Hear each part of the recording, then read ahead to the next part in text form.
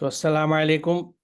میں بہت ممنون اور مشکور ہوں امداد ایجوکیشن سوسائٹی اور خاص طور سے سمر حامد صاحب کا کہ انہوں نے مجھے یہ موقع دیا کہ میں یہاں ایک بہترین اور ڈائیورس گیدرنگ جو ہے اس سے مخاطب ہو سکوں، اور ایک بطور طالب علم میں نے جو کچھ سمجھا ہے قرآن اور سائنس کے تعلق سے اس کو پیش کر سکوں۔ آج کا جو موضوع میں نے چنا ہے وہ ہے فہم قرآن میں سائنس کی اہمیت، importance of science in the understanding of قرآن، کہ قرآن کو سمجھنے میں کس طرح سے سائنس ہماری مددگار ہو سکتی ہے۔ اور میں اپنی ذاتی زندگی کی بات کروں تو گزشتہ 30 سال سے کس طرح یہ میری مدد کر رہی ہے اللہ کی کائنات اور اس کے کلام کو سمجھنے کے لیے۔ تو سب سے پہلے میں یہ چاہوں گا کہ ہم یہ بات سمجھیں کہ سائنس ہے کیا اور عربی زبان اس کو کیا بتاتی ہے۔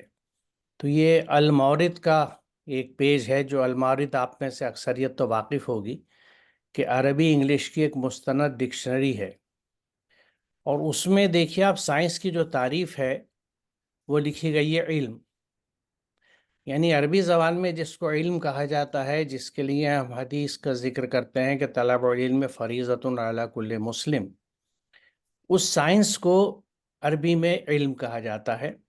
اور اگر آپ کسی عرب کنٹری میں جائیں اور وہاں کی یونیورسٹی وزٹ کریں تو وہاں سائنس فیکلٹی پہ آپ کلیات العلوم لکھا دیکھیں گے، اور سائنٹسٹ کے لیے وہاں کا جو لفظ استعمال ہوتا ہے، مستعمل ہے، وہ عالم ہے۔ تو یہ ایک اہم نقطہ ہے۔ پھر آپ دیکھیں سائنس کیا ہے، کیونکہ سائنس کا تصور بھی ہمارے یہاں بڑی حد تک ایک ویگ سا ہے۔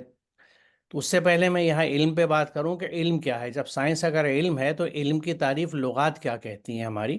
لغات کے مطابق علیم یعلم کا مفہوم ہے کسی چیز کو مکمل طور پر جاننا، پہچاننا، حقیقت سے واقف ہونا، یقین حاصل کرنا، محسوس کرنا، محکم طور پر معلوم کرنا۔ یہ جو ایبسٹریکٹ ہے، اقتباس ہے، یہ تاج العروض اور محیط المحیط سے ہے، جو اسٹیبلشڈ ڈکشنریز ہیں عربک کی۔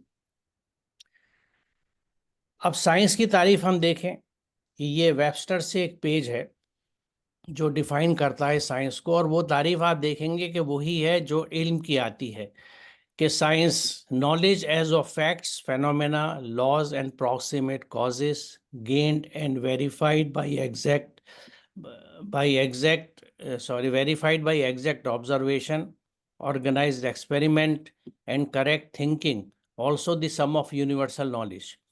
باقی تو اس کی دیگر چیزیں ہیں۔ اب اس میں اگر آپ دیکھیں تو ناواقف سے واقف ہونا، اور جس میں بہت اہم رول جو ہے وہ سوچ کا ہے، مشاہدے کا ہے، غور و فکر کا ہے۔ اور آپ یقیناً اس بات سے واقف ہوں گے کہ سمع، بصر اور فواد، ان 3 چیزوں کا ذکر کرتا ہے قرآن، یعنی ویژن کا، بلکہ بصارت جسے ہم کہہ سکتے ہیں، سننے کی صلاحیتیں ہماری، اور ایک تھنکنگ مائنڈ جو غور فکر کر سکے، تفکر کر سکے۔ اس پس منظر کے بعد ہم اس آیت پہ آتے ہیں پہلی قرآن کی، کہ یقیناً آسمان اور زمین کی پیدائش / مخلوق میں اور رات دن کے ہیر پھیر میں عقل مندوں کے لیے آیات ہیں۔ اب آپ یہ غور فرمائیں کہ اِنَّ فِي خَلْقِ السَّمَاوَاتِ وَالْأَرْضِ وَاخْتِلَافِ اللَّيْلِ وَالنَّهَارِ لَآيَاتٍ لِأُولِي الْأَلْبَابِ، آیات ہیں، لیکن ہیں کس کے لیے؟ لِأُولِي الْأَلْبَابِ۔ الباب جو ہے یہ جمع ہے، پلورل ہے لبن کا، اور لبن عربی میں کہتے ہیں وہ عقل جو خالص عقل ہو، جس میں ملاوٹ نہ ہو، خاص طور سے جذبات کی، یعنی نیوٹرل، جو انفلوئنس نہ ہو جذبات سے، اور وحی کی ہدایت میں چلے، صحیح راستے پہ چلنے والی عقل۔ تو ایسی عقل رکھنے والے جو عقل مند ہے، یہ میں نے اس لیے کہا کہ عقل مندوں کا جب ہم اس کا ترجمہ لبن کا کرتے ہیں تو پھر یہی ترجمہ ہم انٹیلیجنٹ کا بھی کریں گے۔ تو یہ بہت اہم چیز ہے، کیونکہ عربی میں الفاظ جو ہے ان کو مادے کے اعتبار سے دیکھنا اور اس کے مفہوم کو سمجھنا کسی بھی عبارت کو سمجھنے کے لیے بہت ضروری ہے، اور قرآن کے لیے تو بہت خاص طور سے، کیونکہ وہ ہمارے لیے کتاب ہدایت ہے اور ہمیں ہدایت دیتی ہے۔ تو جو عقل مند ایسے ہوتے ہیں جن کی سوچ جو ہے وہ کلرڈ نہیں ہوتی، انفلوئنس نہیں ہوتی، پولیوٹیڈ نہیں ہوتی، they have a clarity of purpose, جو سوچ ہے ان کی صاف ہے اور وحی کی ہدایت میں چلتی ہے، کیونکہ عقل کا وحی کی یعنی ڈیوائن گائیڈنس کی ہدایت میں چلنا بہت ضروری ہے، ورنہ بھٹکتی ہے۔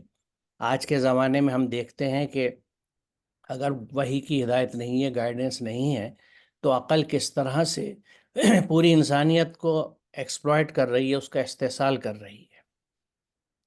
تو یہ آل عمران کی 190 آیت بہت اہم ہے، اور اس سے زیادہ اہم برابر کی اس کی نیکسٹ آیت ہے جڑی ہوئی، کہ یہ عقل مند کون ہے جن کا پیچھے آیت میں ذکر کیا گیا کہ جو کھڑے بیٹھے اور اپنی کروٹوں پر یعنی ہر حال میں اللہ کو یاد کرتے ہیں اور آسمانوں اور زمین کی پیدائش میں غور و فکر کرتے ہیں۔ یہ میں نے سرخ رنگ سے اس لیے لکھا ہے کہ یہ بہت اہم نقطہ ہے، اور اس غور و فکر کے نتیجے میں کیا آپ کہتے ہیں کہ ہمارے رب تو نے یہ بے فائدہ یعنی باطل نہیں بنایا، تو پاک ہے، کیونکہ قرآن حق ہے، کائنات حق ہے، یہ باطل نہیں ہے۔ تو جب اس کائنات کا مطالعہ کرتا ہے لوگ، اور جو اولی الالباب ہیں ان کی کیا کیفیت بتائی ہے کہ ہر وقت وہ کائنات، آسمان اور زمین کی پیدائش میں غور و فکر کرتے رہتے ہیں، بس ہمیں آگ کے عذاب سے بچا لے، یعنی ہمارا انجام بخیر کر، ہم تیری سزا سے ڈرتے ہیں۔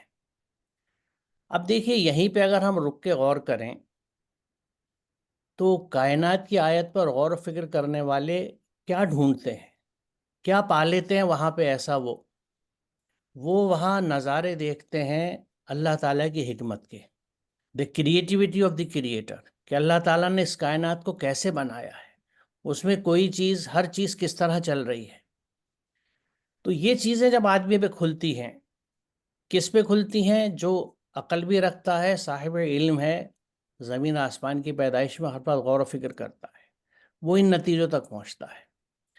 اب یہ آیات کو شروع میں سائنس کی، علم کی تعریف بتا کے اس کو میں جو اتنا ایمفیسائز کر رہا ہوں، اس پہ زور دے رہا ہوں، اس کی وجہ یہ ہے کہ انہیں آیتوں میں ہمیں اپنا یہ آئینہ دکھتا ہے کہ کس طرح سے ہماری جو آج خواری ہے، بدحالی ہے، اس کی یعنی ایک طرح سے آئینہ میں نے اس کو کہا کہ اس کی وجہ اس میں چھپی ہوئی ہے، کیونکہ لگ بھگ 1000 سال سے ہم نے ان تمام علوم کو دنیاوی علوم کہہ کے الگ ڈال دیا جو کائنات میں غور و فکر کے لیے مدد کرتے ہیں۔ یہ سب سے بڑی ٹریجڈی ہے جس کی وجہ سے آج ہم اس حال میں ہیں۔ اللہ کی ان آیتوں کے ہوتے ہوئے جو حصول علم کے لیے، اور میں اگر مزید آگے چلنے کے بعد اس کو پھر یعنی واپس آؤں گا اس نقطے پر، کیونکہ اس کو ہمارا سمجھنا بہت ضروری ہے۔ آگے چلتے چلیے۔ اب یہاں جب کائنات کی تخلیقات کو اور پروسیسز کو اللہ نے آیت کہا، اور میں نے تو بچپن سے یہ پڑھا تھا کہ بھئی جو قرآن میں لکھا ہوا اس کو آیت ہم کہتے ہیں، تو عربی کے لفظ آیت کا مفہوم کیا ہے، ذرا اس کو بھی سمجھ لیں۔ یہ آیت ظاہری علامت یا نشانی کو کہتے ہیں، چنانچہ راستے کے نشانات کو آیت کہتے ہیں، یعنی جو سنگی میل ہوتے ہیں، مائل سٹونز ہیں، ان کو بھی آیت کہا جاتا ہے۔ در حقیقت آیت ہر اس ظاہری چیز کو کہتے ہیں جو کسی چھپی ہوئی چیز کی نشاندہی کرے، اور جب کوئی شخص اس ظاہری چیز کو پہچان لے تو وہ جان لے کہ اس نے اس پوشیدہ چیز کو جان لیا یا اس کو سمجھ لیا۔ اب اگر سنگ میل کو، مائل سٹون کو ہم آیت کہہ رہے ہیں تو اس کی وجہ کیا ہے کہ جب آیت پہ نظر پڑتی ہے تو ہمارا رخ اس منزل کی طرف جاتا ہے جس طرف ہم جا رہے ہیں، اور وہ سنگ میل ہمیں بتاتا ہے کہ آپ منزل سے کتنی دور ہیں، کتنے ڈسٹینس پر ہیں۔ تو منزل کا احساس جو ہے، ریئلائزیشن جو ہے، وہ آیتوں کو دیکھ کے ہوتا ہے۔ اچھا، اللہ تعالیٰ کو ہم نہیں سمجھ سکتے، ہی از بیونڈ اور کمپریہنشن، ہمارے تصور سے، ہماری امیجنیشن سے بھی باہر ہے۔ اچھا، انسان کی ساخت اللہ تعالیٰ نے عقل کی بنیاد پہ رکھی ہے، اور اس کی اہمیت قرآن کی انفال کی آیت نمبر 22 یہ واضح کرتی ہے، جو یہ کہتی ہے کہ اللہ کے نزدیک سب سے بدترین وہ گونگے بہرے کریچرز ہیں جو عقل استعمال نہیں کرتے۔ یہ انفال 22 ہے جو ہمیں بتاتی ہے کہ جو عقل استعمال نہیں کرتا۔ ایک تو بڑی اہم بات یہ ہے کہ قرآن میں انسانوں کے لیے ناس کا لفظ استعمال ہوا ہے۔ آپ اس آیت میں دیکھیں، یہاں دواب کا لفظ آیا ہے، انسان کا نہیں آیا۔ یعنی جو لوگ، جو کریچرز عقل استعمال نہیں کرتے، قرآن ان کو انسان نہیں مانتا۔ اور یہ ایک سائنٹیفک فیکٹ بھی ہے کہ ہمارے اندر، ہمارے اور دوسرے جانوروں کے بیچ میں فرق جو ہے وہ عقل کا ہے۔ It is the intelligence which ڈسٹنگشز، ہمیں متمیز کرتی ہے، جو عقل ہے ہماری. تو عقل ایک بڑا تحفہ ہے جو استعمال نہیں کرتا. قرآن یہ کہتا ہے کہ وہ انسانیت کی سطح پہ ہی نہیں ہے. قرآن اس کو انسان نہیں کہتا، ناس نہیں کہتا. اور بدترین کریچرز قرآن ان کو کہتا ہے. اللہ کے نزدیک بدترین کریچرز ہیں، دباب ہیں وہ لوگ جو عقل استعمال نہیں کرتے. تو عقل کا استعمال اور اس کو علم سے جوڑ کے کائنات کی کھوج سے ہم رب کو پہچانتے ہیں. خدا کی ذات انسانی سمجھ کے دائرے میں نہیں آ سکتی، اسی کی وضاحت اس آخری جملے میں ہے. لہٰذا اس کے متعلق ان ظاہری علامات ہی سے اندازہ لگایا جا سکتا ہے جو کائنات میں بکھری پڑی ہیں. اسی لیے یہ کائنات اور اس کی تمام اشیاء آیات اللہ ہے. اور یہ قرآن کہہ رہا ہے، میری جسارت نہیں ہے کہ میں یہ ڈکلیئر کروں. یہ جو آل عمران کی آیت نمبر 190 191 میں نے آپ کے سامنے رکھی ہیں، وہ اسی نقطے کو اجاگر کرتی ہیں. اور آگے بھی کچھ آیتیں میں نے رکھی ہیں جو یہ بات سمجھائیں گی. اب دیکھیے ایک آیت یہ ہے، وہی ہے جس نے سورج کو اجیالہ بنایا اور چاند کو چمک دی اور اس کے لیے منزلیں مقرر کی تاکہ تم برسوں کی گنتی اور حساب معلوم کرو. اللہ نے یہ سب کچھ برحق ہی پیدا کیا ہے. وہ اپنی آیات کو کھول کھول کر پیش کر رہا ہے ان لوگوں کے لیے جو علم رکھتے ہیں. یفصل الآیات لقوم یعلمون. یہ قومی مسلمون نہیں کہا جا رہا، یہ قومی یعلمون. کیونکہ قرآن کے اعتبار سے یہ پاسبل ہی نہیں ہے کہ جو مسلم ہے وہ علم نہ رکھتا ہو. کیونکہ مسلم کون ہے؟ سین لام میم کا مادہ آپ دیکھیں جس سے مسلم، مسلمہ، سلمہ، سلیمہ، سلم وہ ساری لفظ بنے ہیں، اس میں ایک بنیادی عنصر جو ہے وہ سبمیشن کا ہے، اطاعت. اللہ کا مطیع ہو گیا، اس نے اپنی پوری ہستی اللہ کی اطاعت میں دے دی. تو جو ٹوٹلی سبمٹ کر چکا ہو اللہ کے احکامات سے، تو وہ کس طرح سے اللہ کے جو علم کے حصول کے احکامات ہیں ان سے نظر بچا سکتا ہے، اعراض برت سکتا ہے، ایوائڈ کر سکتا ہے؟ نہیں کر سکتا. اب یہاں دیکھیے کہ سورج کو اجیالہ بنی، لیومینیسنس، اور چاند کو چمک دی.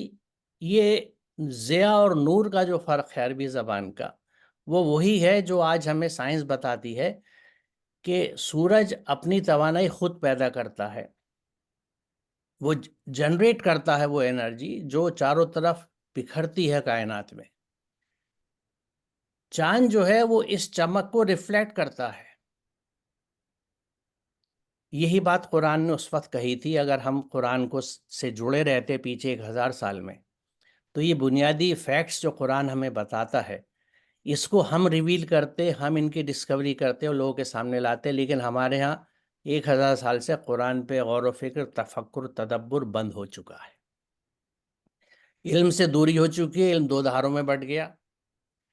ہم نے اپنے لیے ایک دوسرا نظام چنا جس کے اندر ایک زمانے میں یہ علوم اور فن شامل تھے لیکن اب نہیں ہے. بہرحال تو یہاں یہ آیت غور کر لیں آپ کہ یفصل الآیات لقوم یعلمون. کیا آیتیں کھول دی ہیں کہ سورج چمک رکھتا ہے، چاند ریفلیکٹ کرتا ہے، ان کی سٹیجز ہیں جس سے ہم اپنے برسوں کی گنتی معلوم کرتے ہیں. اور یہ سب حق ہے، برحق ہے. حق کیا ہوتا ہے؟ جو اپنے آپ کو ظاہر کر کے ثابت کر دے، اس کو کسی ثبوت کی ضرورت نہیں ہوتی. وہ خود اپنے آپ کا، اس کا اظہار ثبوت ہوتا ہے اس کی موجودگی کا. تو یہ سورہ یونس کی آیت نمبر 5 ہے، آپ لوگ چیک کر سکتے ہیں جا کے. کیونکہ سائنس ہمیں یہ چیز بتاتی ہے کہ کسی کی بات کو نہیں سننا ماننا جب تک کہ تصدیق نہ ہو. اسی لیے میں کوئی بات نہیں کہتا جب تک کہ قرآن کی آیت سامنے نہ رکھو. کیونکہ میرا کام صرف ایک کمیونیکیٹر کا ہے کہ وہ قرآن جو آپ سب، میں سمجھتا ہوں، مجھ سے بہتر جانتے ہیں، دور کیے ہیں، آپ نے پڑھا ہے اپنے نظاموں میں، جیسا میں نے یہاں سمجھا کہ یہاں اکثریت مدرسوں سے آنے والوں کی ہے جو فارغین ہیں یا اساتذہ ہیں. تو مجھ سے بہتر آپ سمجھتے ہیں. صرف میں آپ کی توجہ اس طرف لانا چاہتا ہوں کہ ذرا ان پہ غور فرمائیں کہ یہ احکامات کیا کہتے ہیں. کیا وہ لوگ جنہوں نے انکار کر دیا ہے غور نہیں کرتے کہ سب آسمان و زمین باہم ملے ہوئے تھے، پھر ہم نے انہیں جدا کیا؟ یعنی جو کچھ پورا کاسموس جو ہے یہ پورا ایک یونٹ تھا، ایک اینٹیٹی تھا. دین وی اسپلٹ اٹ اپارٹ. ہم نے پھر ان کو الگ الگ کیا اور پانی سے ہر زندہ چیز پیدا کری. We created everything from water. اس کی کوئی اور، یعنی اس میں بہت سے لوگوں نے سمجھ کے حساب سے اپنی، اور جتنا علم اس وقت ہوا کرتا تھا، مختلف پیرائے میں پیدا کی ہیں چیزیں. لیکن یہ حقیقت ہے کہ لائف اوریجنیٹڈ ان واٹر. اور آج کے دن بھی زندگی پانی سے جڑی ہوئی ہے. آپ میں سے جو لوگ رورل بیک گراؤنڈ سے آتے ہیں، گاؤں دیہات سے آتے ہیں، کاشت اور کھیتی کرتے ہیں، انہیں اندازہ ہوگا کہ گیہوں کی فصل کاٹنے کے بعد کسان جب بیج کو رکھتا ہے اگلی فصل بونے کے لیے، تو اس دانے کو سروائیو کرنے کے لیے پہلی کنڈیشن یہ ہوتی ہے کہ وہ سوکھا رہے. جہاں اناج اسٹور کیا جاتا ہے وہاں یہ انشور کیا جاتا ہے کہ کہیں پانی یا سیلن نہ آ جائے. کیا ہوتا ہے، جیسی سیلن آتی ہے اس گیہوں کے دانے میں یا کسی بھی چیز کے بیج میں اسپراؤٹنگ شروع ہو جاتی ہے، کلا پھوٹنے لگتا ہے. کیوں؟ کیونکہ پانی آئی یعنی زندگی آئی. اس وقت تک وہ دانا جو تھا وہ ڈیڈ تھا، اس کی زندگی چھپی ہوئی تھی. پانی آتے وہ زندگی کھل کے باہر آنے لگی. یہ بھی ثبوت ہے اس بات کا، اور بہت سارے ثبوت ہیں. آج کل جب یہ برساتیں شروع ہونے سے پہلے گرمی شدید تھی تو کیا پریکاشنز بتائی جا رہی تھی کہ ڈی ہائیڈریٹ ہونے سے بچیں، جسم میں پانی کم نہ ہو جائے. اور جسم میں پانی کم ہوا تو ایک دم نقاہت، کمزوری، مسلز میں ایٹھن، ٹویچنگ، اسپتال بھاگتے ہیں، ڈرپ لگتی ہے، ری ہائیڈریٹ کیا جاتا ہے، پھر ٹھیک ہو کے باہر آ جاتے ہیں. تو یہ کھلی ہوئی نشانی ہے، یہ سب آیات ہیں اللہ کی. اس رخ سے سوچئے تو صحیح، یہ پورا جسم چلتی پھرتی آیات کا نمونہ ہے. کیونکہ میں اللہ پہ، اس کے قوانین پہ یقین رکھوں نہ رکھوں، لیکن میری پوری باڈی، میرے سارے فنکشنز اسی کے انسٹرکشنز، اسی کے لاس کے حساب سے چلتے ہیں، یعنی اسی وحی کے تحت چلتے ہیں جو اس نے ہر کریچر کو دے رکھی ہے. انسان کو صرف ایک فرق یہ دیا ہے، اور جن و انس کو، یعنی جنات اور انسان کو، کہ ان کو چوائس دے دی ہے، نفس دے دیا ہے. You can take your decision. تو میری آیات کو پہ عمل کرو، یعنی آیات کو وحی کی اتباع کرو یا احوا کی اتباع کرو. میری وحی جو ہے، جو قرآن میں چھپی ہوئی ہے، جو شروع دن سے آئی، پہلی کتاب سے آئی، جس کو میرے جیسے طالب علم سمجھتے ہیں کہ غالباً جتنے ریکارڈڈ ہسٹری ہم سمجھ پاتے ہیں کہ ویداس پہلی آسمانی کتاب تھی. اس کے بعد ہر دور میں، ہر زبان میں، ہر علاقے میں اللہ کے احکامات آئے. لیٹسٹ ہمارے پاس یہ قرآن موجود ہے. تو وہ یہ بتا رہا ہے کہ ہر زندہ چیز کو پانی سے پیدا کیا ہے، اور پانی ہی چیزوں کو زندہ رکھتا ہے. تو کیا پھر بھی تم ایمان نہیں لاتے؟ یعنی یہ سب چیزیں کائنات میں کیوں دکھائی جا رہی ہیں؟ کہ تم یہ سمجھو کہ وہ جو کریٹر ہے اس کے لاس پورے یونیورس کو چلا رہے ہیں. تو پھر تم اس کے لاس کو ایکسیپٹ کیوں نہیں کرتے؟ کیونکہ یہاں ایمان لانے کا مطلب، جو ایک عام ہم سمجھتے ہیں کہ کلمہ شہادت لا الہ الا اللہ محمد رسول اللہ اینڈ وی ڈکلیئرڈ کے ساتھ this gentleman has accepted the faith, ایمان لے آیا. یہ زبانی ایمان ہے. عملی ایمان کہاں ہوتا ہے؟ قرآن نے خود اس کا استعمال کیا. اب سورہ نساء میں جب یہ بات کہی جا رہی ہے، یا ایھا الذین آمنوا آمنوا، ایمان لانے والوں سے کہا جا رہا ہے کہ ایمان لے آؤ اللہ پر، اس کے رسولوں پر، کتابوں پر، آخرت پر، ملائکہ پر. یہ کیا ہے؟ اور پھر اسے دیکھیے، یا ایھا الذین آمنوا ادخلوا فی السلم کافہ. ان آیات کو جوڑتے ہیں نا، قرآن کو اگر سمجھے، غور و فکر کریں تو ایک دم کلیئر پکچر آتی ہے سب کہ مقصد کیا ہے ایمان لانے کا. کہ جو قانون پوری کائنات کو چلا رہے ہیں، کیا تم ان قانونوں سے ہٹ کے چلو گے؟ اگر ان قانونوں پہ چلنا ہے تو اس کتاب کو کھول لو جو اللہ نے قانون دیے تمہیں. سمپل لائف اسٹائل ہے، کیسی زندگی گزارو. شروع دن سے چلا آ رہا ہے. شروع دن سے چلے آنے کا ثبوت میں یہ دوں کہ سورہ بقرہ میں شروع میں جہاں آدم کو نیچے بھیجنے کا ذکر ہے، وہاں اس چیز کا ذکر ہے کہ پھر ہمارے پاس سے جو کتاب تمہارے پاس آئے، جو ہدایت تمہارے پاس آئے، جو اس کی پیروی کرے گا، جو اس کی اطاعت کرے گا، اس کو کسی رنج اور غم کا موقع نہیں ہے. اور جو اس سے انکار کرے گا اور کفر کرے گا، یہ تکذیب کرے گا، اولئک اصحاب النار هم فیہا خالدون، وہ جہنمی ہے جو ہمیشہ جہنم میں رہیں گے. تو ہدایت تو پہلے دن سے آدم کے ساتھ بھیج دی گئی نیچے، اور ہر دور میں بھیجی گئی. لاسٹ یہ ہے ورژن. تو اس پہ ایمان لانے کا مطلب یہ ہے، زبانی بات نہیں ہے، کہ اللہ کے احکامات پہ جو ہمارے لیے بھیجے گئے ان پہ عمل شروع کر دیں. اس لیے ایمان کے ساتھ قرآن یا ایھا الذین، یعنی ایمان کے ساتھ ہمیشہ عمل صالح کا ذکر ملتا ہے یا تقوی کا ذکر ملتا ہے، کہ جو لوگ ایمان لے آئے اور وہ پھر تقوی کے راستے پہ ہیں. یہ چیزیں جوڑ کے اس لیے آتی ہے کہ ایمان کے ساتھ عمل صالح، اللہ کے احکامات پہ چلنا، تقوی جو ہے وہی بات کو مکمل کرتا ہے. ورنہ ایمان جو ہے وہ صرف ایک فکر، ایک سوچ رہ جاتا ہے، ایک عقیدہ رہ جاتا ہے. عمل میں نہیں آتا. تو یہاں اس لیے کہا جا رہا ہے کہ تم دیکھو پوری کائنات میں اللہ کے قانون چل رہے ہیں پھر بھی تم ایمان نہیں لاتے, یعنی پھر بھی جو لاس تمہارے لیے بھیجے گئے تم انہیں ایکسیپٹ نہیں کرتے, ان پہ عمل کرنا شروع نہیں کرتے. ہم نے زمین میں پہاڑ جما دیے تاکہ وہ انہیں لے کے ڈھلک نہ جائے, یعنی بیلنس, کیونکہ زمین جب گھوم رہی ہے اپنی دھری پہ بھی گھوم رہی ہے, ایکسس پہ بھی, اپنا چاروں طرف کا سفر بھی سورج کا کر رہی ہے, تو اس کا بیلنس مینٹین کرنے کے لیے ان ماؤنٹینس کا اور سمندروں کا بہت بڑا رول ہے. ایک طرح سے جیسے ہم ترازو میں پاسنگ کہتے ہیں نا, کہ جو بیلنس مینٹین کرتے ہیں, یہ بیلنس مینٹین کرتی ہیں. اس میں کشادہ راہیں بنا دی تاکہ لوگ اپنا راستہ معلوم کر لیں, اور ہم نے آسمان کو ایک محفوظ چھت بنا دیا. دیکھیے آسمان جو عربی کا لفظ ہے, سما جو ہے, یہ ہر بلندی کو کہتے ہیں پستی کے مقابلے میں. تو ہر چیز جو بلند ہے اللہ تعالیٰ کہہ رہا ہے کہ اس کو, یعنی آسمان کو جو ہمارے اوپر کا ایٹماسفیئر ہے, اور اس میں ایٹماسفیئر سے لے کے ہر وہ چیز جو ہم سے اوپر ہے وہ سما میں آ گئی. تو ایٹماسفیئر جو ہے اس کو ایک پروٹیکٹڈ روف بنا دیا, محفوظ چھت بنا دیا. آج ہم اس بات کو سمجھتے ہیں. اوزون لیئر کی بات ہوتی ہے, کس طرح سے یہ ایٹماسفیئرک گیسز جو ہیں, خطرناک شعاعیں جو آتی ہیں سورج کی, ان سے روکتا ہے.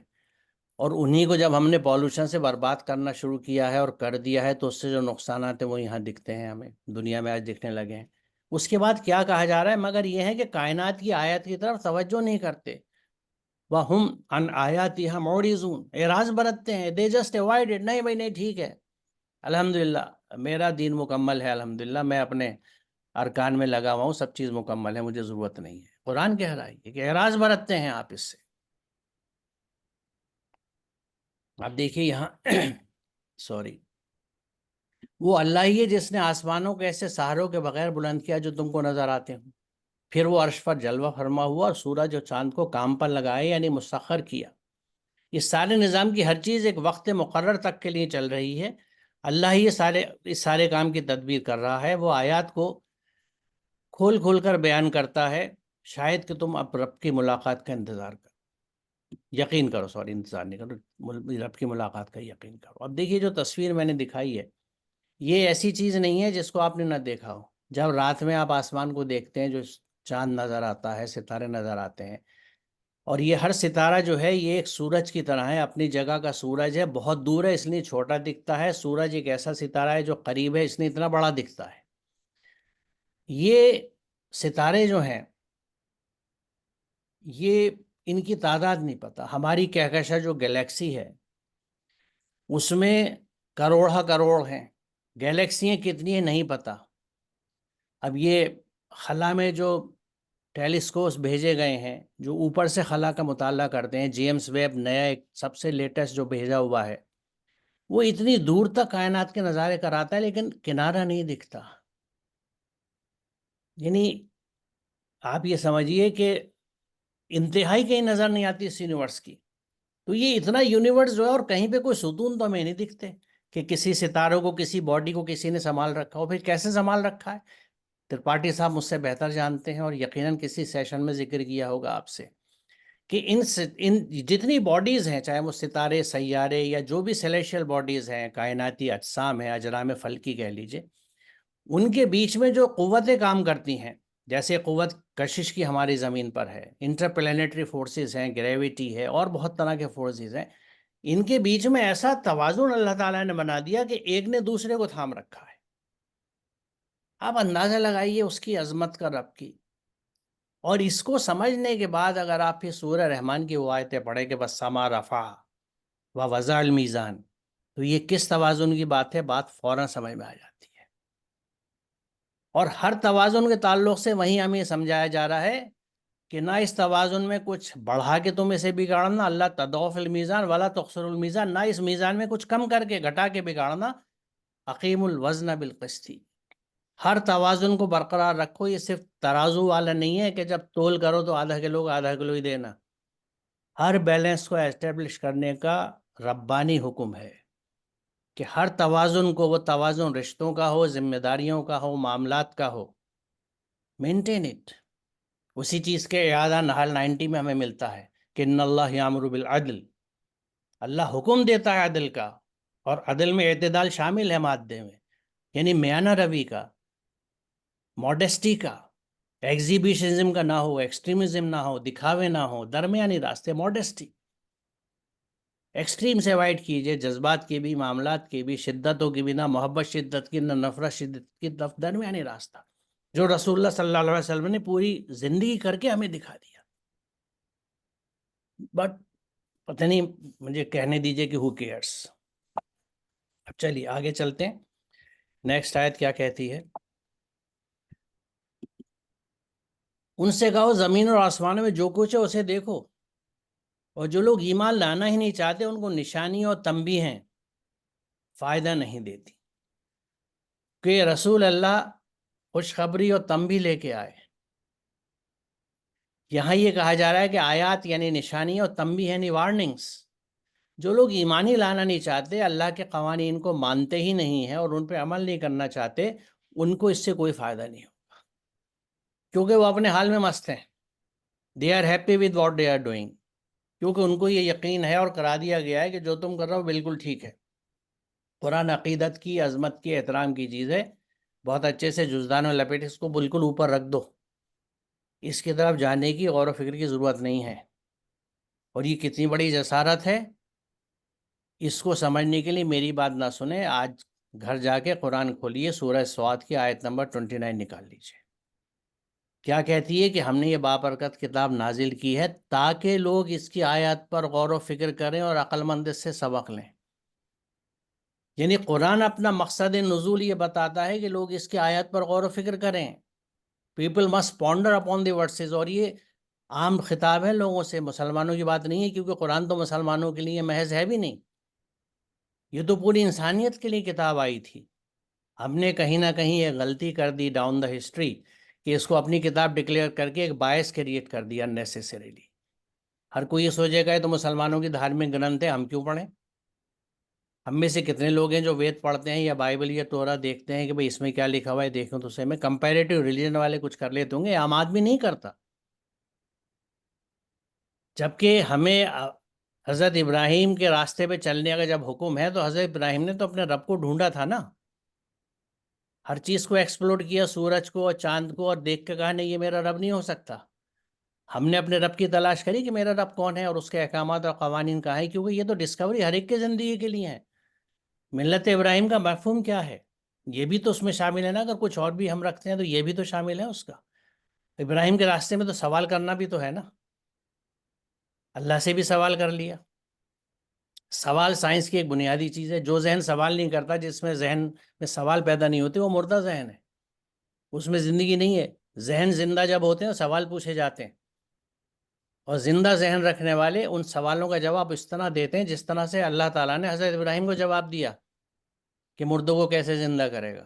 یعنی مثال کے ساتھ سمجھا کے تسلی دے کے، کوئی اطمینان قلب انہوں نے مانگا تھا، اللہ تعالیٰ نے دیا. یعنی سمجھا کے بات کو لاجیکلی مثال سے، اللہ کی سنت ہے پڑھانے کی، تدریس کی، اگر قرآن کے حساب سے ہم سمجھیں تو اسی کا ہے وہ سب کچھ جو آسمانوں میں اور جو کچھ زمین میں، اور اسی کا دین یعنی قانون چل رہا ہے. پھر کہ اللہ کو چھوڑ کر تم کسی اور سے تقویٰ کرو. دیکھیے یہ ساری آیتیں بتانے کے بعد پھر قرآن کیا کہہ رہا ہے کہ پوری کائنات میرے قوانین پہ چلتی ہے، مجھے سبمٹ کرتی ہے، تو کیا تم کسی اور کا تقویٰ کرو گے؟ یعنی کسی اور کے کہنے پہ چلو گے.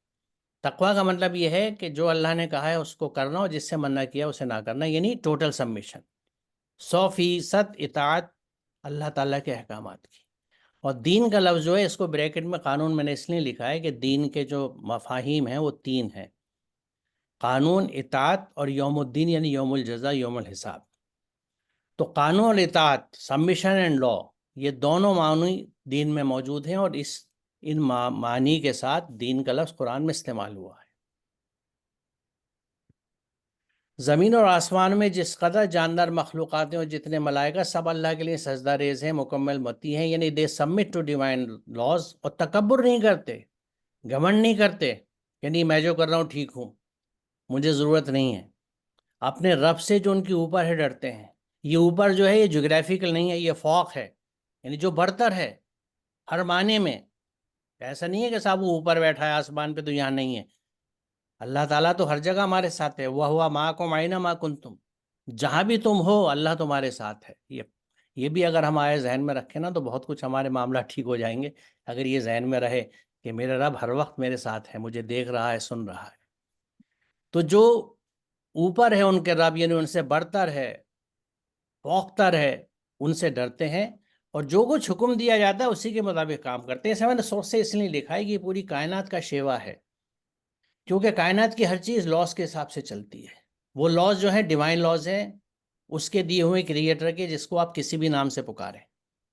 یہ بات میں نے ایک جگہ اپنے لیکچر میں کہی تھی کہ جب ہر زمانے میں ہر دور میں کتاب آئی ہے تو دیگر زبانوں میں جب کتاب آئی تھی تو عربی زبان کی کتاب نے رب کو اللہ کہا، تو ہم یہ ایکسپیکٹ نہ کریں کہ یہ اللہ کا نام ہمیں اور کتابوں میں جو اور زبانوں کی وہاں بھی ملے گا. اس زبان کے حساب سے اس ہستی کو جو ڈیفائن کرنے والا لفظ ہوگا وہ استعمال کیا ہوگا. تو یہ آبسیشن بھی ہمیں نہ ہو کہ اللہ ہی اللہ ہے.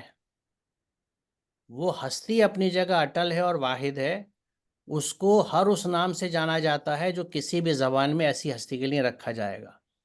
تو یہ بھی ایک ہمارا تعصب ہے زبان کے تعلق سے اور کچھ اور معاملات میں جس میں ہم یہ سوچتے ہیں. تو اہم بات یہ ہے کہ کائنات کی ہر چیز اس کے لاز پہ چلتی ہے. تو نیچرلی پھر جو لاز اس نے ہمیں دیے ہیں ان کے لیے اس نے کیا ایمفیسس کی ہے قرآن میں، اس کو میں یہاں سے اب آپ کے سامنے رکھوں گا کہ ان الذی فرض علیک القرآن لا رادک الیہ. بے شک جس نے قرآن تم پہ فرض کیا ہے وہ تمہیں ایک انجام کو پہنچانے والا ہے. فرض علیک القرآن، قرآن ہم پہ فرض ہے.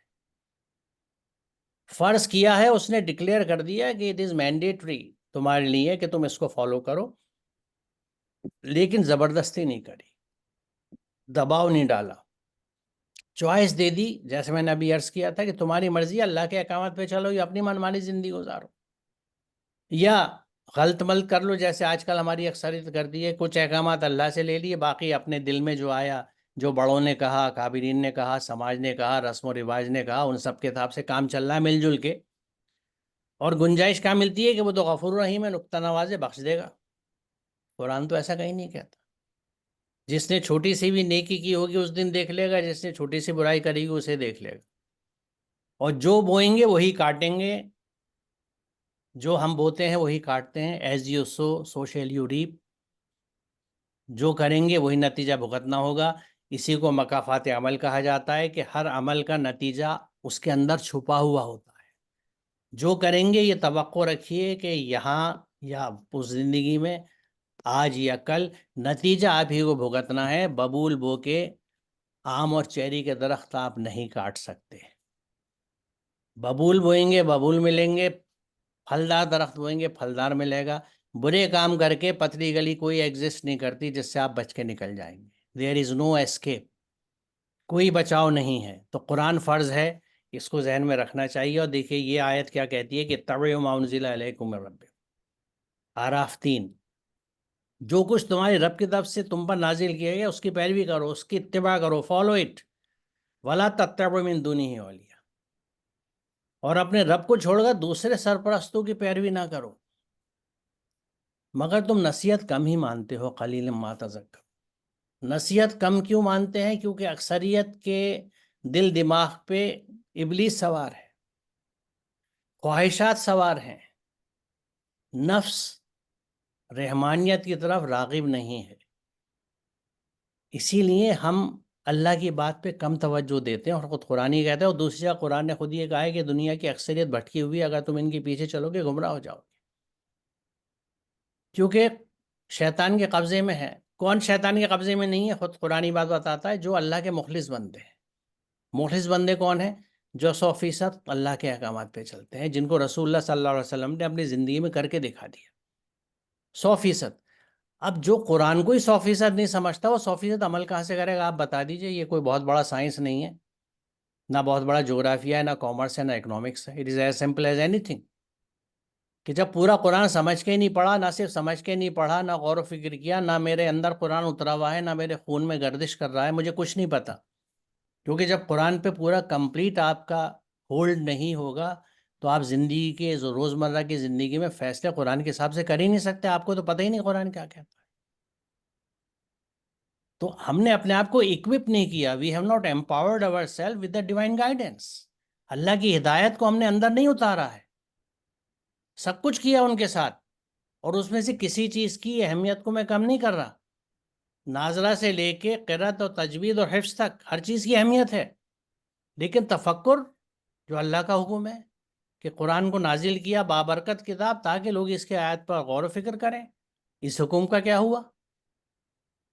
اتبعوا ما انزل الیکم من ربکم، اتباع میں کیسے کروں گا جب مجھے یہ پتہ ہی نہیں؟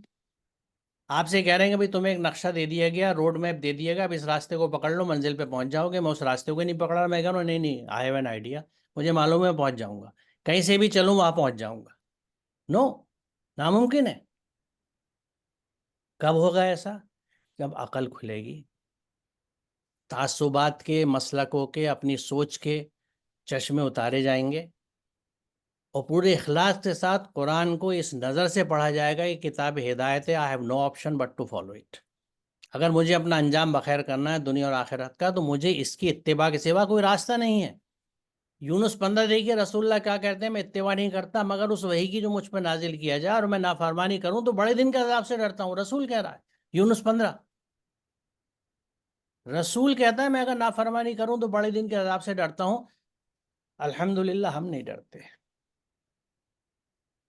کیونکہ اگر نافرمانی نہیں کرتے تو عمل کہاں ہو رہا ہے؟ جو عمل نہیں ہے تو نافرمانی تو ہے نا. فرمان پہ عمل فرما برداری ہے، اور فرمان کو جھٹلا دینا، پیچھے ڈال دینا، اگنور کرنا، اعراض برتنا، یہ سب نافرمانی کے طریقے ہیں. ڈفرینٹ شیڈس ہیں، انجام وہی ہے کہ اللہ کے کہنے پہ نہیں چل رہے. یہ کہ میرا سیدھا راستہ ہے. دیکھیے یہ میں نے آیت اس لیے لی کہ ہم سورہ فاتحہ میں مستقل دعا کرتے ہیں اہدنا الصراط المستقیم، یا اللہ ہمیں سیدھا راستہ دکھا دے.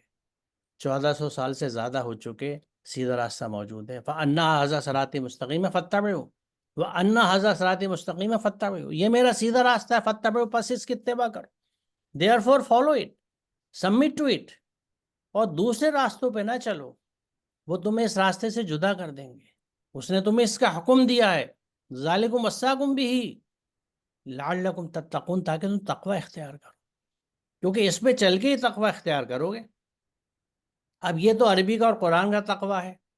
ہمارے سماج کا تقوی کیا ہے؟ جس کو پابندی سے صوم صلات کا پابند پایا اس کو ہم نے کہہ دیا بھائی بڑا متقی پرہیزگار آدمی ہے. میں سنتا آ رہا ہوں، اپنی عمر بوڑھا ہو گیا، ہم نے ریڈیوس کر دیا تقوی کو اللہ کے چند احکامات پہ، بلکہ عبادات ہی ہماری چند احکامات پہ محدود ہو کے رہ گئی. آپ نیٹ سرچ کر لیجئے اسلامک پریئرس، ایک تو ذاتی یہ ہوئی کہ عبادات کا ترجمہ ہم نے پریئر اور ورشپ کر لیا. یہ نہ پریئر ہے. پریئر کو دعا کے سینس میں اگر آپ لیں انگریزی کے لفظ کے تو دیٹس فائن، وہ ٹھیک ہے، لیکن یہ پوجا پاٹ نہیں ہے، یہ اللہ کو راضی کرنے کے کام نہیں ہے. اللہ کو راضی کرنا کیا ہے؟ اس کے احکامات پہ اتباع. قرآن یہ کہتا ہے کہ اللہ کے نزدیک قابل عزت مکرم وہ ہے جو زیادہ جتنا متقی ہے، جو جتنا تقوی میں زیادہ اتنا ہی اللہ کے نزدیک. اللہ کی قربت کا واحد راستہ تقوی ہے، اور تقوی کا اسکیل آپ خود اپنے ہاں جج کر سکتے ہیں کہ کسی بھی ایک دن کے کاموں کو رات کو بیٹھ کے دیکھیے کہ اس کام کو میں نے اللہ کے حکم کے مطابق کیا، لیکن اس کو جاننے کے لیے، سمجھنے کے لیے اللہ کے احکامات سے واقف ہونا ضروری ہے. قرآن کیا کہتا ہے؟ آج کے کام میں نے کتنے قرآن کے حساب سے کیے، کتنے اپنے نفس کے حساب سے، اپنے خواہش سے، اپنی عقل سے، اپنی اسٹریٹجی سے، اور سماج کے دباؤ میں یا خاندان کے دباؤ میں کیے. وہیں سے آپ کو اسکیل پتہ لگ جائے گا کہ آپ کا تقوی کا سبمیشن کا اسکیل کتنا ہے. اور یہ بھی وہی معلوم کر سکتا ہے جس کو پورے قرآن کا احاطہ ہو، جس کو علم ہو کہ قرآن کیا کہتا ہے، کس معاملے میں کیا کہتا ہے، عورتوں کے معاملے میں، گھر کے معاملے میں، پیسے کے معاملے میں، خرچ کرنے کے معاملے میں، پڑھنے کے معاملے میں، علم کے معاملے میں، معاملات کے معاملے میں، بول چال کے معاملے میں، نیم اینی تھنگ، شاپنگ کے معاملے میں. بہت پسندیدہ ہمارا آج کل کا شغف ہے، آف لائن سے لے کے آن لائن تک. قرآن کیا کہتا ہے کتنے لوگ جانتے ہیں، اور جانتے تو کتنے عمل کرتے ہیں. اس لیے تقوی کا انڈیکس جو ہے وہ ہمارے AQI انڈیکس جیسا ہے کہ ہمیشہ ریڈ ایریے میں رہتا ہے، سرخ. آج کل ویسے دلچسپ بات یہ ہے، کیونکہ میں ہوں تو کینیڈا میں، لیکن دہلی کا AQI کافی کم ہوا ہے. لوگ پوچھ رہے تھے ہوا کیا، میں نے کہا بارشیں ہو رہی ہیں نا، دھل رہی ہے گندگی. جب بارشیں پڑتی ہیں تو بہت کچھ دھل جاتا ہے، جب یہ ہٹیں گی تو پھر پالوشن کا لیول وہی ہوگا، پھر وہی زہر ہوگا جس میں ہم سانس لے رہے ہیں. پھیلائے کس نے؟ ہم نے. اللہ نے تو زمین بہت صاف دی تھی. یہ سارے ہمارے کارنامے ہیں، جبکہ قرآن کا حکم یہ ہے کہ وَلَا تُفْسِدُوا فِي الْأَرْضِ بَعْدَ إِصْلَاحِهَا، فساد مت پھیلاؤ دنیا میں، کسی بھی طرح کا انیکوالٹی، امبیلنس، کرپشن، پولوشن نہیں پھیلاؤ. یہ سب فساد ہے، because it kills humanity, it kills the planet. تم تو مصلحین میں سے ہو، تم تو اصلاح کے لیے بھیجے گئے ہو. کریکٹیو میجرز کرو. لوگ کوڑا پھینکتے ہیں، آپ اٹھائیے اسے، اٹھوائیے یا اٹھائیے، صاف کیجیے علاقوں کو، نالیوں کو صاف کیجیے، گلیاں صاف رکھیے. یہ سب اصلاحی کام ہے. لیکن میری انا تو مجھے اجازت ہی نہیں دیتی. میرا گھمنڈ میں کیوں کروں؟ کوڑا تو سب کا ہے، میں کیوں اٹھاؤں؟ ارے بھائی مسلمان ہو تو اٹھا لو، اگر اپنے آپ کو مسلمین میں مانتے ہو. ورنہ ظلم پہ خاموش رہنے والا بھی اسی کا شریک مانا جاتا ہے. خرابیوں پہ خاموشی سے آپ برداشت کر رہے ہیں. علاقے آپ کے گندے ہیں اور مشہور ہیں ہمارے علاقے گندے. غلط کیا ہے؟ میں رہا ہوں بچپن سے پرانی دہلی میں، اور ہر اس علاقے میں آلموسٹ یا گیا ہوں جہاں ہماری اکثریت رہتی ہے. میں یہ نہیں کہہ رہا اور جگہوں پہ نہیں ہوتی، لیکن ہمارے یہاں تو نہیں ہونی چاہیے نا. یہ تو ہمارے دین کا حصہ ہے. لیکن اس کو دین کا حصہ اور اس کو عبادت بتایا کب گیا؟ ہمیں کس نے بتایا کہ کوڑے کچرے اٹھانا، صاف کرنا عبادت؟ اللہ کا حکم جو ہے، جب اس نے کہا ہے کہ آپ کو فساد نہیں پھیلانا اور آپ کو اصلاحی کام کرنے، آپ مصلحین میں سے ہیں، آپ خیر امت ہیں، تو یہ سارے کام جو ہیں اللہ کے احکامات میں آ گئے آتے ہیں. بہرحال آگے چلتے ہیں، وقت کا مجھے اندازہ ہے، زیادہ وقت نہیں لوں گا. اب دیکھیے، یہ ایک دوسرا اینگل میں صرف آپ سے یہ سمجھانا چاہتا ہوں کہ کس طرح سے ہم کائناتی آیات اور قرآنی آیات کو جوڑ سکتے ہیں. یہ بہت اہم آیت ہے سورہ بقرہ کی، کہ هو الذی خلق لکم ما فی الارض جمیعا. وہی ہے جس نے تم سب کے لیے پیدا کیا جو زمین میں ہے، سب کا سب. یعنی جو کچھ یہاں پہ ہے، جو ریسورسز ہیں، وہ سب کے لیے ہیں. قرآن یہ ہمیں سمجھاتا ہے. اب ایک مثال میں یہاں دیتا ہوں آپ کو، ایک گرین پلانٹ کی، ہرے پودے کی، جو چاروں طرف آپ کو دکھتے ہیں. یہ ہرے پودے جو ہیں، ان میں ایک بہت اہم کام ہوتا ہے جس کو ہم فوٹو سنتھیسس کہتے ہیں. فوٹو سنتھیسس میں توانائی آتی ہے سورج سے، یا آرٹیفیشل لائٹ بھی اگر اتنی ہو جو اس پودے کی فوٹو سنتھیسس کی ریکوائرمنٹ کو، ضرورتوں کو پورا کرے، تو کسی بھی روشنی میں موجودگی میں کاربن ڈائی آکسائڈ یہ پودا ہوا سے جذب کرتا ہے، اور اس عمل سے شکر بناتا ہے، مینلی گلوکوز اور آکسیجن. پانی زمین سے لیتا ہے، منرلس یعنی نمکیات زمین سے لیتا ہے. تو ہر پودا جو ہے اس کا ہر ہرا حصہ کاربن ڈائی آکسائڈ اور پانی کو ملا کے گلوکوز بناتا ہے.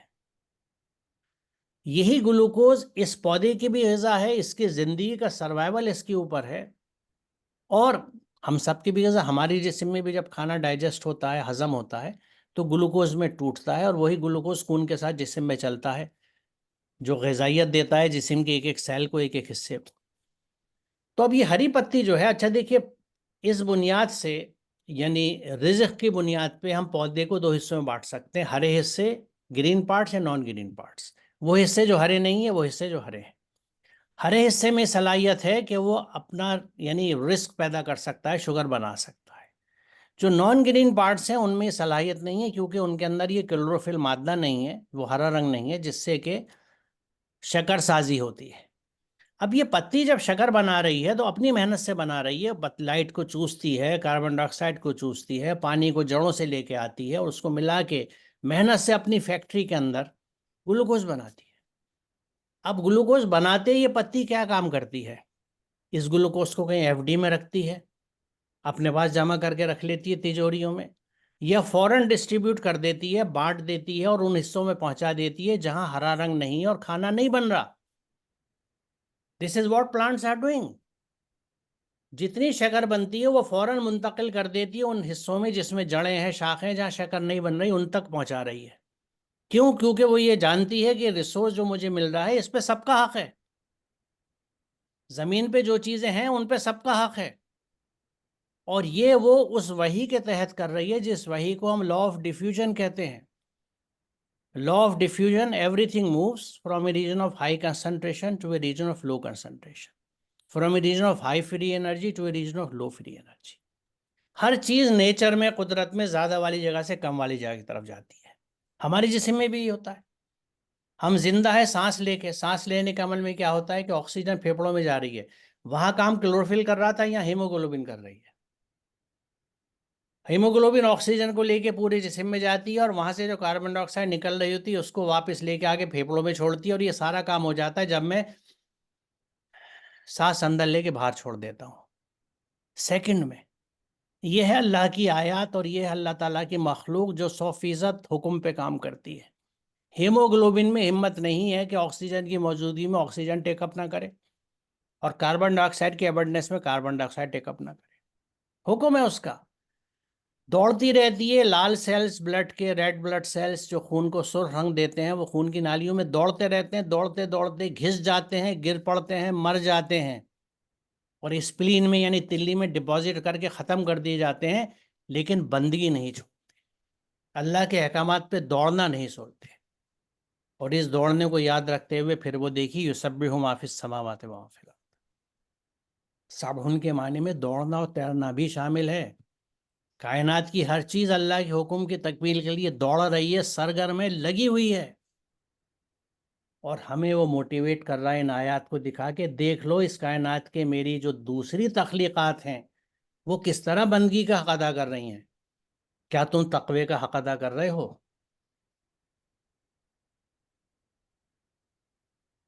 تو یہ مطلب کہ واقعی میرے پاس کبھی کبھی مجھے لگتا ہے الفاظ نہیں ہے چیزیں سمجھانے کے لیے. کیا وسائل کی ہموار تقسیم ہمارے سماج میں ہے؟ جس کو پیسہ ملتا ہے کیا وہ ایسا کرتا ہے؟ قرآن کیا کہہ رہا ہے؟ وہی ہے جس نے تم کو زمین کا خلیفہ بنایا. دس از این امپورٹنٹ فیکٹ. ایک اہم چیز جو ہمیں یاد رکھنا چاہیے کہ ہم سکسیسر، کسٹوڈین، وائس جیرنٹ ہیں، امانت دار ہیں زمین کے ریسورسز کے، خلیفہ ہیں.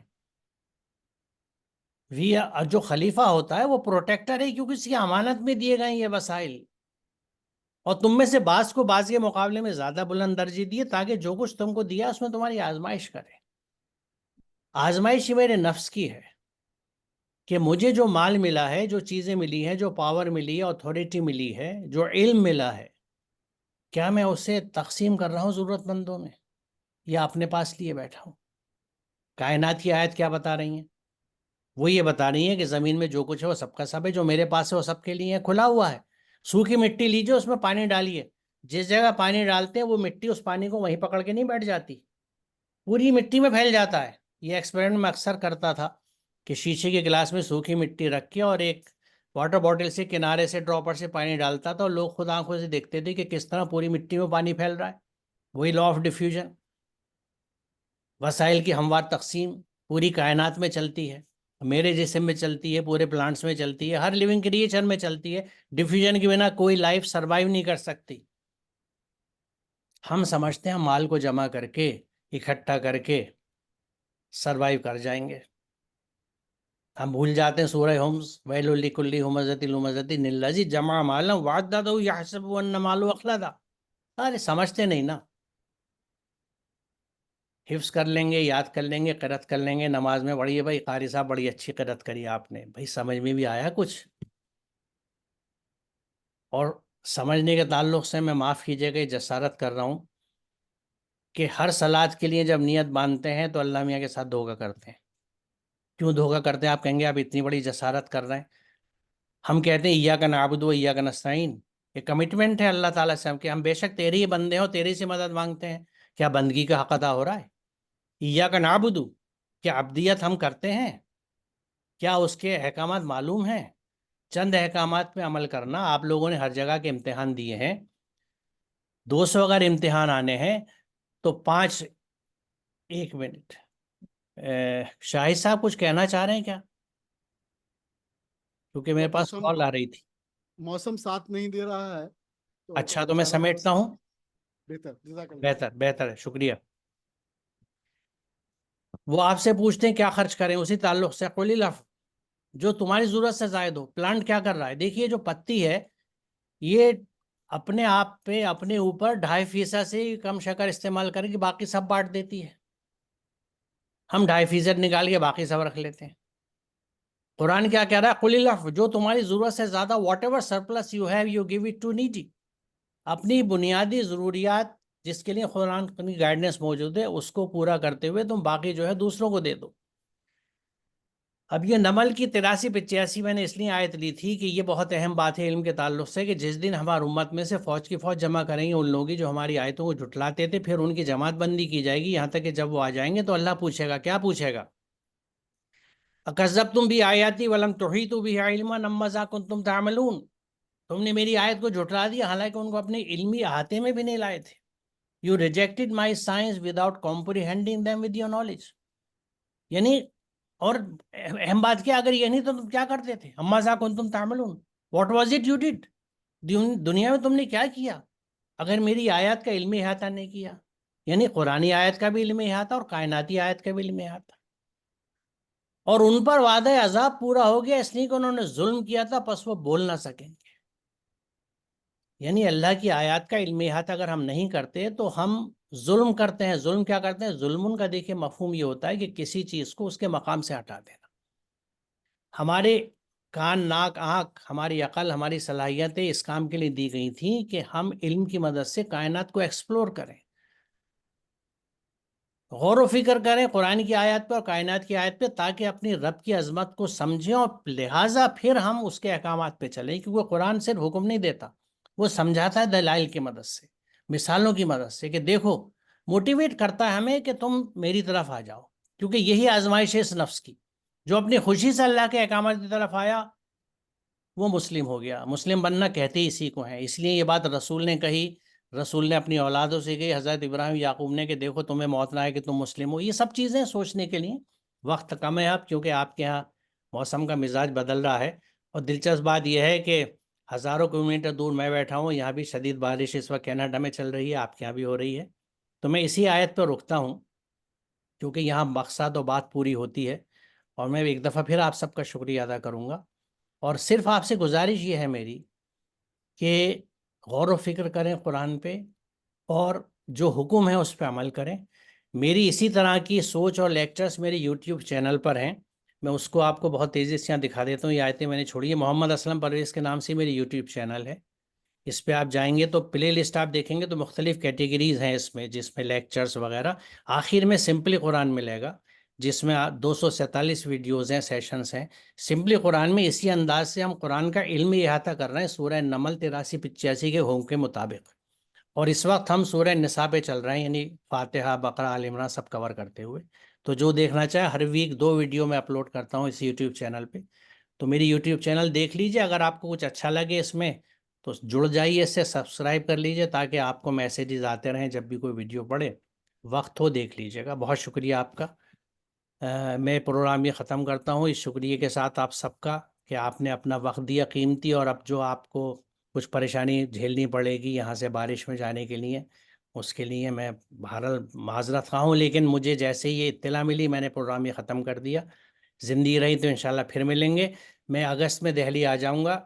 میرا فون نمبر یہاں موجود ہے، بلکہ خیر وہ پی پی ٹی میں نے بند کر دیا، آپ لے سکتے ہیں.